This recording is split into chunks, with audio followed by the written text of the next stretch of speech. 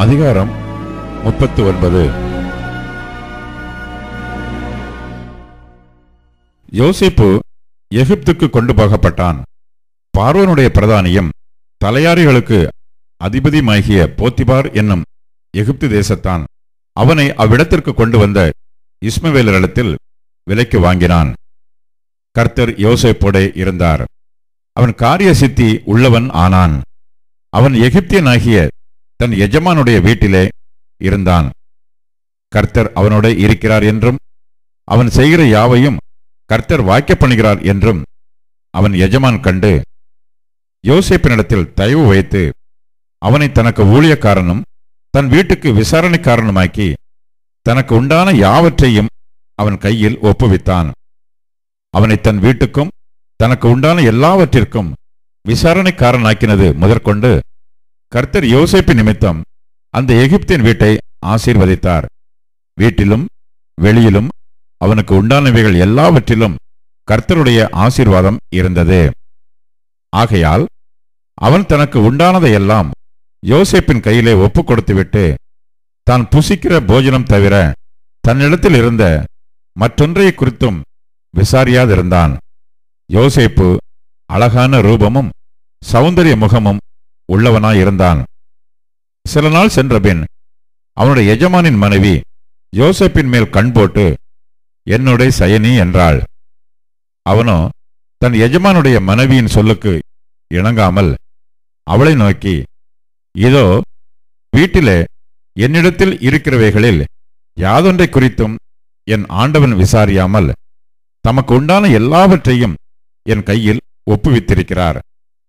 இந்த வீட்டிலே என்னிலும் பெரியவன் இல்லை.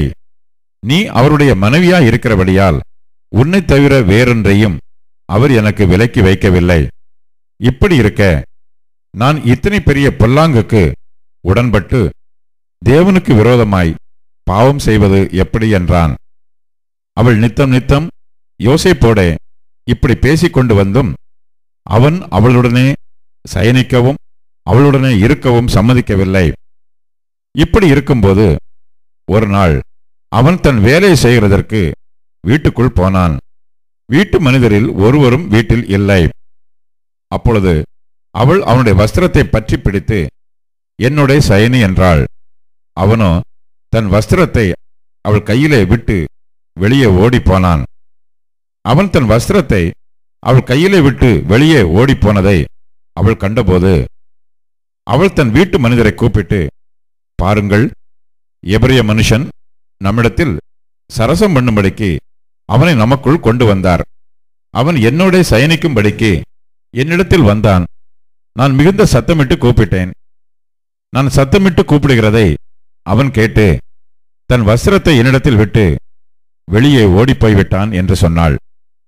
அவனுடைய எஜமான் வீட்டுக்கு வருமளவும் அவனுடைய வஸ்திரத்தை தன்னிடத்தில் வைத்திருந்து அவனை நோக்கி, நீர் நம்மிடத்தில் கொண்டு வந்த அந்த எபிரெய வேலைக்காரன் சரசம் பண்ணும்படிக்கு என்னிடத்தில் வந்தான். அப்பொழுது நான் சத்தமிட்டு கூப்பிட்டேன்.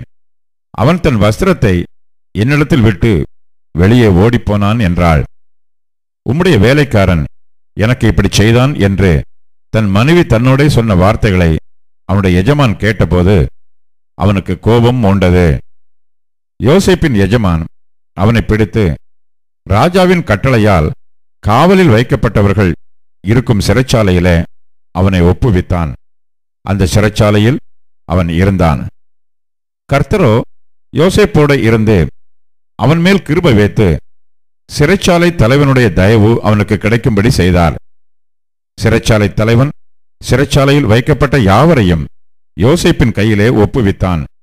அங்கே அவர்கள் செய்வதெல்லாவற்றையும் யோசேப்பு செய்வித்தான். கர்த்தர் அவனோட இருந்தபடியினாலும் அவன் எதை செய்தானோ அதை கர்த்தர் வாய்க்க பண்ணினபடியினாலும் அவன் வசமாயிருந்த யாதொன்றையும் குறித்து சிறைச்சாலை தலைவன் விசாரிக்கவில்லை.